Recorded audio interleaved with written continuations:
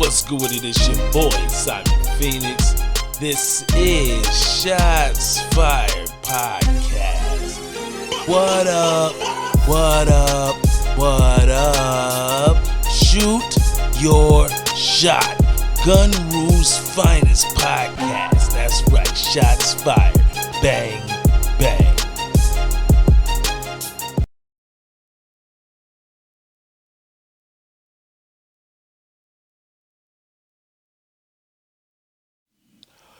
Yo, what's good with it? It's your boy, Simon Phoenix. This is Shots Fired Sunday Night Rant. If you are new to the program, yes, that's right, you probably knew. You just bumped into this on accident. This is a topic-driven show. The information here, right? That information is how you get your topic on the show. Now, if you're an entertainer, meaning you're a rapper, singer, poet, something of that nature, use the email as well. If you're an entrepreneur, you want to get on the show, talk about your fire-ass barbecue sauce, something like that. Shout out to my man, Chef Henry. Then you hit the email. Hell, you could just be an interesting person out here doing big things for the community. You hit the email. That's how you're going to get on the show as a guest. And if you got a topic you want me to chop it up on the Sunday Night Rant, that's what the email's for. Get it? Got it? Good. Okay, let's get off into our very first one. It's been a big story. So it says, hey, Simon Phoenix, are you concerned? I love that they used the word concerned, that Keefy D got locked up. Concerned? Yeah, I'm concerned because it took them forever to get the job done. I'm concerned that Keefy D did this to herself. Now let's get some things on the ground floor. Why is Keefy D important? Keefy D is important because he has been telling for the last 30 years that he was in the car with Orlando and he passed the firing round to him. He said this on Vlad and numerous other podcasts. So a lot of people have been staring at Keefy D for years. This story is so big that we've had people interview Vlad. That's right, Vlad is running around doing interviews because Keefy D got locked up. Because the streets have been saying for years, Vlad is the police. He the ATF. He is the FBI, the CIA. He got an alphabet name attached to him. That's what they've been saying about him, right? So the question then becomes, is this Vlad's fault? Well, I would say no.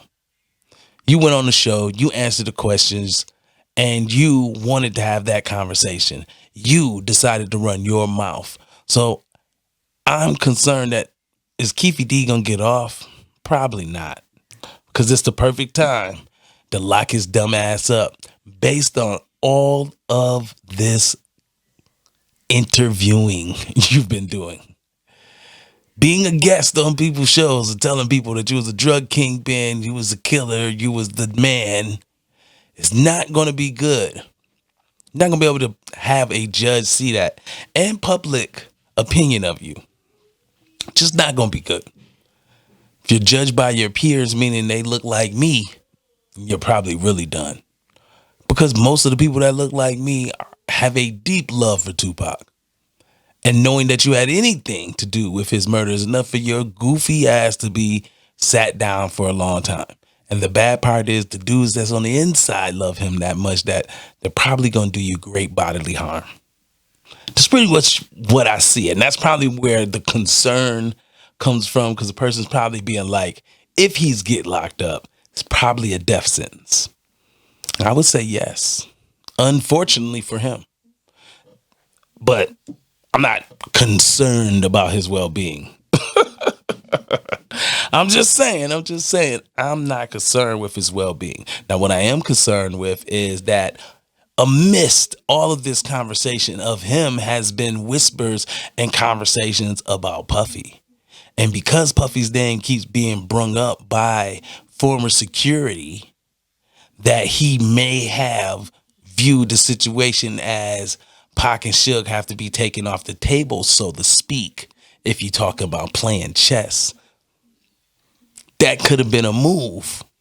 But are you going to be able to attach that to that man? Most likely not. Even though Keefy D has sprung up, more people having more conversations about it. So I find it all to be greatly interesting to see how it's going to all pan out in the end. Me personally, I think they're going to do something like try to give Keefy D 10 years for accessory to murder. And then what's going to happen is he's probably going to have to go to PC, but some way, somehow, he's not going to make it to PC. And then he's going to have a tragic demise. That would be my guess. I ain't saying that's what's going to happen. I'm just giving y'all my, like, sitting in the background, thinking about it, conversation to y'all because you asked. So I guess I kind of answered this next one when I finished the connection with Puffy, because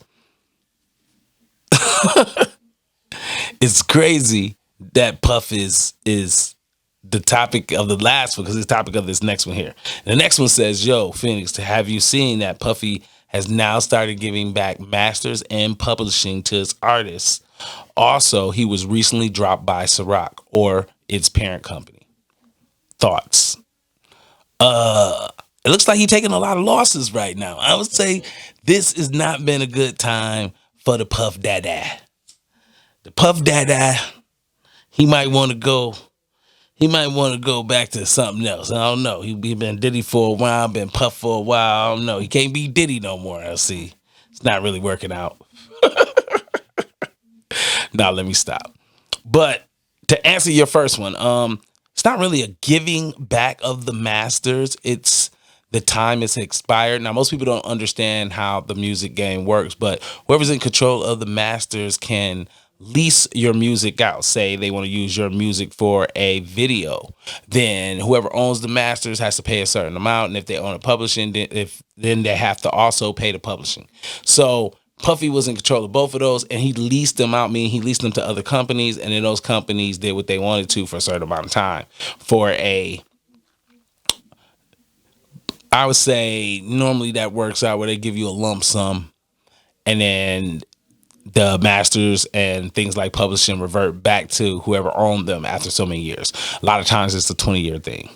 So it's right around that time, which is probably what happened. Everything expired. Puffy got all the stuff back. And then because fans and his former artists were all complaining that they didn't own their masters, he wound up giving all that stuff back, or just allowing them to have it this time around. And then a lot of them found out it wasn't worth a lot of money, because it's worth a lot of money together, but not a lot of money separated outside of Big. I was more curious with the second part of your question, that he was dropped from Ciroc. I seen that, and then I went and researched it, and it is true. He basically took a high promotion deal and made it appear as if he was the owner. I mean, Ciroc was already a beverage on its own, and all you did was popularize it in Black America under the guise of it was a Black-owned company. And then the people who is the parent company for it have now fired you. Interesting. So, it's more it's more that kind of shady business stuff where people basically tell us that a lie, and then they come back later and be like, well, it was a white lie. And it's like, nah, man, it's just really a lie. You really just ran out there and was like, yo, I own Ciroc, baby, we drinking this. And then everybody went and started drinking Ciroc, and it was like, oh, it tastes delicious. The girls loved it. Yada, yada, yada, successful. You ran around and talked about how successful it was. But within that, you told the truth. I want to say it was on TED Talk. I could be wrong, but I want to say it was on TED Talk, where he is explaining that deal. Him saying, oh, well, I just take existing and I'll make it, and then we'll do a business venture after that. And then they basically use you. They was like, yeah, come on, use your fame. Dance around for us. Dance around. And that's exactly what you did. You danced around and you got a bag, but in the end, you didn't own anything. So that's that Puffy shit. All right, let's see. Let's see if we can get one more in. This one was the one that I thought was the most interesting all out of all of them, basically because it's wrapped around hip hop and Midwest hip hop, right? So the court person says, yo, Simon Phoenix, who do you think deserves the credit for the speed type rap, such as Twister or Bone Thugs and Harmony? Your thoughts? Mine is I'm gonna say it like this, like before I say anything that sounds bogus. I was a true Twister fan. My brother put me on the Twister and his cousin. Shout out Loops, shout out AC. Both of them put me on the Twister. That was their guy. Now, that being said, I was a fan of Twister. I love the ability that he rapped so fast. And I remember when he was just tongue twister. So that's let you know I could be old. The man has a skill set and is lyrically boundless. And he had multiple resurgence. And he was always a staple for the feature for a Southern or West Coast person to get off into they pimpin'. Because he was the perfect person for it. With songs with Do or Die to solidify that pimpin' sound. So then you have Bone Thugs and Harmony that take that and then just basically kind of sing and harmonize within there, doing something very similar. And you have multiple members that have speed rap. Now, when you say who is the orchestrator of that, I'm going to say Tongue Twister because he was out before them. It's really, really simple as far as I'm concerned. Now, if you talking about who is the master of that style, again, Tongue Twister. If you say those styles are the same, then Tongue Twister is the master of it. He's done all of it, the harmonizing, the everything you want to do. Now, Bone is special because there's multiple people doing multiple levels of that, and they deserve all of their respect. Let's just get it right. That as far as a crossover, successful, came from not one of the power cities such as New York, LA, or a region like the South, such as Atlanta's power city now. None of that. We talking about they came from Cleveland, Ohio, and blew the rap world up with how they sounded because they were so unique. So all due respect, Bone is that shit legendary. Like definitely should be in your argument for greatest groups of all time. But when it comes to the orchestrator of that, who did it all the everywhere? Oh, it's Twister. Twister has just always been that guy, always will be that guy. I don't think anybody's going to ever replace him. And then when you talk about his ability to have longevity, still to this day doing music, doing shows, being out there, you just got to give all the respect to Twister when you have that conversation. All right, so I think I have covered all of the topics for the evening. Again, the information here is how you're going to get your topic on the show. If you would like to be a guest, please hit the email and let me know. All right, it's been your boy, Simon Phoenix. This has been Shots Fired Podcast. Holla at your boy. I'm gone.